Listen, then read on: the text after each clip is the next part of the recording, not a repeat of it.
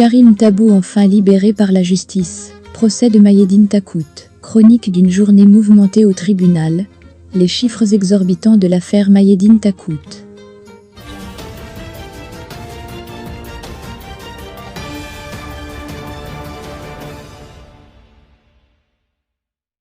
Karim Tabou enfin libéré par la justice.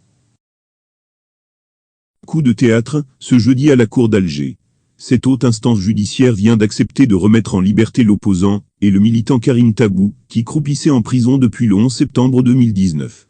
Selon ses avocats, la cour d'Alger a accepté la libération provisoire de Karim Tabou, l'une des figures emblématiques du Irak, mais ses affaires judiciaires ne sont pas terminées et il devra comparaître à nouveau devant les tribunaux dans un futur proche pour être jugé. Karim Tabou a été inculpé la première fois pour atteinte au moral de l'armée, pour ses déclarations tenues le 8 mai 2019 à Kerata. Il a été libéré sous condition le 25 septembre, puis de nouveau arrêté le lendemain, pour revenir en prison. Il est condamné le 11 mars à une année de prison, dont 6 mois avec sursis, ainsi qu'à une amende, cette condamnation lui permettant une sortie de prison le 25 mars. La veille de sa libération, le 24 mars, il est condamné en appel, à la cour d'Alger, à 1 an de prison ferme, dans des conditions contestées par ses avocats, empêchant ainsi sa sortie de prison.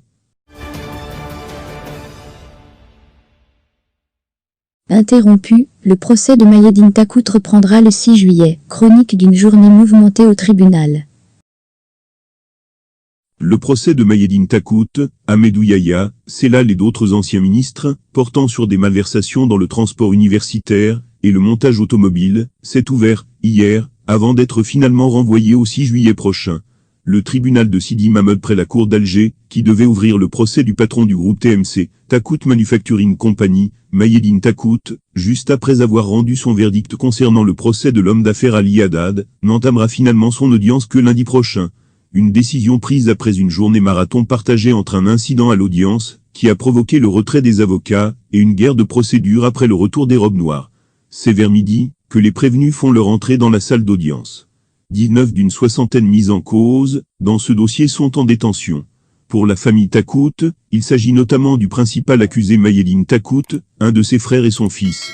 Un autre frère du patron du groupe TMC, ainsi que son épouse et sa belle-fille comparaissent librement.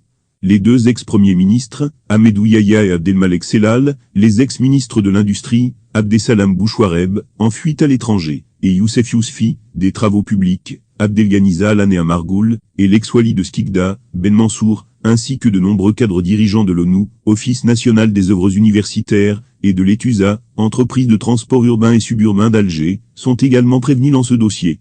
Toutes ces personnes sont déférées devant le tribunal pour plusieurs chefs d'inculpation, parmi lesquels blanchiment d'argent, transfert de biens obtenus par des faits de corruption, ou encore, incitation d'agents publics à exploiter leur influence dans le but de bénéficier d'un du privilège. Des griefs liés aux avantages octroyés à l'homme d'affaires, dans le cadre de l'industrie du montage automobile, CKD, SKD et Andy. Mais avant l'ouverture du procès, la présence d'un avocat, Maître Amara Mohsin, radié du barreau, va créer un grave incident. La présence de ce dernier dans la salle d'audience en robe noire va amener le bâtonnier, Maître Cellini, à exiger de la corporation de se retirer jusqu'à ce que la justice prenne ses responsabilités. Un échange virulent entre Maître Amara et le bâtonnier va suivre.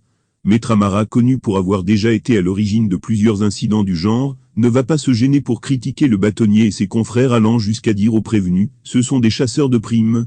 À l'entrée du juge, seul l'avocat radié est présent. Le magistrat, qui venait de recevoir une délégation des avocats conduite par le bâtonnier, demande à Maître Amara de quitter la salle s'il n'est pas constitué dans ce dossier, mais ce dernier demande au juge de prendre acte de son renvoi. Après plus d'une heure de tapage et d'échange d'accusations, l'avocat radié va quitter la salle, mais c'est loin d'être suffisant pour le bâtonnier qui exige que la loi soit appliquée, affirmant que Amara Mohsin a commis un délit en portant la robe d'avocat. Il faut respecter le métier. Cela fait plus de 10 ans que cet homme se comporte comme le maître des lieux dans les tribunaux, ça suffit. Lorsqu'un repris de justice nous insulte et porte la robe en pleine audience, il doit être emprisonné pour ce délit, sinon la défense se retire, insiste Maître Cellini avant de quitter la salle d'audience, en compagnie de l'ensemble de la défense. Le magistrat, qui fait remarquer que l'incident est clos, avec le retrait de Maître Amara, commence à faire l'appel uniquement des prévenus et témoins cités dans l'affaire instruite par le tribunal de Sidi Mamed. Car, dans le box des accusés, faut-il le préciser, les mises en cause n'ont pas fait l'objet de la même instruction. comme le prévoit la loi, l'instruction pour les hauts cadres de l'État, à savoir les ex-premiers ministres, les anciens ministres et ex-walis se fait au niveau de la Cour suprême, alors que pour les autres prévenus, le dossier a été instruit au niveau du tribunal de Sidi Mamed. Il s'agit donc de deux affaires pour un même dossier. Raison pour laquelle, en prenant la parole, le procureur de la République a demandé la jonction des deux affaires. En l'absence de leur défense, le juge demande aux prévenus s'ils n'avaient pas d'objection avant de lever la séance pour délibérer. Vers 14 heures, le magistrat revient pour annoncer sa décision de jumeler les deux affaires. Les avocats sont toujours absents, mais cela ne semble pas contrarier le magistrat qui ne s'encombrera d'ailleurs pas de faire l'appel des hauts cadres, et invite Ahmedou Yahya à la barre, et commence son audition.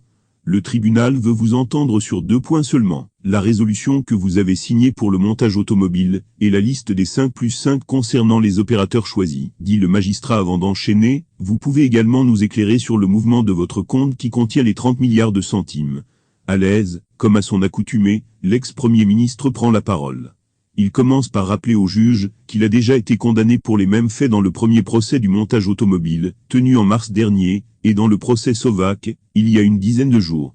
Concernant le mouvement de mon compte bancaire, sachez monsieur le juge que ce n'est pas après 45 ans de service au sein de l'État que je vais ouvrir un compte dans une banque publique pour y dissimuler de l'argent sale, dit placidement Ahmedou Yahya. Le juge revient à la charge et demande, et la liste des 5+5 ? L'ex-premier ministre prend le temps de revenir sur le vœu de l'Algérie de se lancer dans la fabrication de l'automobile depuis les années 80. Le projet Fathia, l'idée a germé en 1988. L'Algérie avait prévu de se lancer dans l'aventure avec les Italiens, mais ce n'est qu'en 1996 que le projet a été finalisé. À ce moment, il y avait le terrorisme. Le projet est tombé à l'eau et l'Algérie a continué d'importer des véhicules. Avec la chute du prix du pétrole et une facture dépassant les 600 milliards de centimes d'importation de véhicules, l'État a pensé au montage de véhicules. Pour le choix des 5 opérateurs qui allaient assurer le montage automobile en Algérie, Ahmedou Yahya fera savoir que l'ex-ministre de l'Industrie, Youssef Yousfi lui avait fait parvenir, fin 2017, une liste de 89 opérateurs, tout y confondu. Il fallait faire un choix. Nous avons alors choisi 5 pour le montage des véhicules lourds et 5 autres pour les légers. Beaucoup ont protesté, et la présidence a demandé à ce qu'on essaye de trouver un compromis. Dans la nouvelle liste, qui nous a été transmise d'une 40aine d'opérateurs, 2 noms ont été rajoutés, Arbaoui et un autre. Et avec ça, nous étions déjà à 5 milliards de dinars d'importation par an pour les kits SKD et CKD. Nous ne pouvions élargir plus. Et alors qu'Ahmedou Yahya était lancé dans son exposé pour expliquer aux juges les raisons qui l'ont mené à prendre certaines décisions, une nuée de robes noires fait son entrée dans la salle. Les avocats interrompent l'audition et exigent l'arrêt de l'audience en raison de l'absence de conditions pour la tenue d'un procès équitable. Ces derniers rappellent aux juges qu'ils n'ont pas reçu l'arrêt de renvoi de l'affaire instruite devant le tribunal de Sidi Mamed, programmé depuis à peine 48 heures. En fait, ce n'est que lundi dernier que l'ordonnance de renvoi du tribunal de Sidi Mamed a été remise à certains avocats, alors que celle de la Cour suprême était prête depuis 2 mois. L'acte d'inculpation contient plus de 1065 pages, et la défense des prévenus poursuivis par le tribunal de Sidi Mamed a tout naturellement exigé un délai pour l'étude du contenu. Ce que le magistrat va refuser dans un premier temps, proposant aux avocats de poursuivre les auditions des prévenus de la Cour suprême, et de n'entamer celles des prévenus de Sidi Mamed que lundi prochain, ce qui leur laissera largement le temps de prendre connaissance du dossier. Grande confusion, les avocats haussent le ton, et refusent de céder à la pression du magistrat. Cela fait 1 année qu'on attend ce procès, et on nous refuse le droit d'un délai pour examiner le dossier. Ce n'est pas juste. Le juge va considérablement insister pour la poursuite du procès, il faut respecter la décision du tribunal qui a refusé le report. Mais c'est peine perdue. Même l'intervention du procureur de la République qui va rappeler aux avocats qu'à l'entame du procès, ils étaient absents, et que les absents ont toujours tort, ne convainc pas la défense. Le juge se voit dans l'obligation de lever la séance, pour entrer dans une longue négociation, avec les avocats à l'issue de laquelle il annonce le report au lundi prochain. Les chiffres exorbitants de l'affaire Mayedine Takout. Un autre procès impliquant l'homme d'affaires Mayedine Takout, lié au dossier du montage automobile, s'est ouvert ce mercredi au tribunal Sidi Mamed à Alger. Des sommes exorbitantes ont été révélées lors de l'enquête concernant les transferts de devises opérés par la Sarl TMC, Takout Mayedine Company, durant 4 ans, rapporte ce mercredi, le quotidien Le Soir d'Algérie. Ainsi, 1,182,089 791 $ et 890 403 € ont été transférés entre 2016 et 2019, dans le cadre du système SKD-CKD. mais aussi dans le cadre des avantages acquis dans les projets accordés par la Commission nationale pour la promotion de l'investissement. Ce qui a donc permis le transfert de 16 208 550 $ entre 2016 et 2019, précise la même source. En tout, 1 198 298 341 $ ont été transférés dans le cadre des gains obtenus par le système SKDC-KD et les avantages fournis par la CNI. Il est également à noter que le préjudice causé au trésor public s'élève à 9 54 532 358 dinars.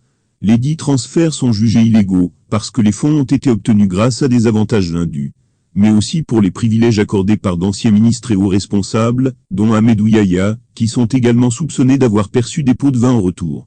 Autre raison, cet argent était engrangé lors d'activités, où ont été constatées des surfacturations menées, avec des sociétés étrangères au rôle effectif minime dans les projets d'investissement.